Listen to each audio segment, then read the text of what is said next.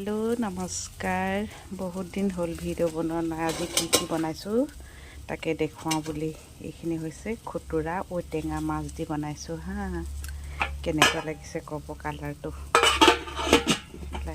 বনাই হৈ গ'ল, ঢাকি থৈ দিছোঁ। এইফালে বনাই আছোঁ ইয়াত দাংবডি আৰু আলু। কেনেকুৱা লাগিছে ক'ব।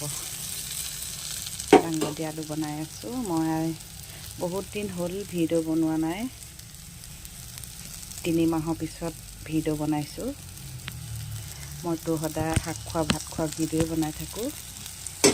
এইফালে চাটনি বনাইছোঁ, শুকান মাছৰ চাটনি।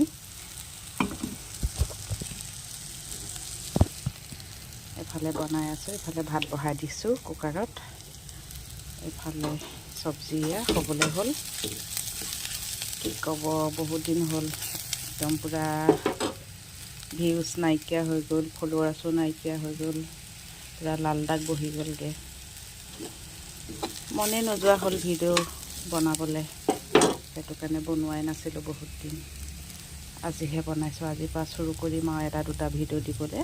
আপোনালোকে সহায় কৰিব হা।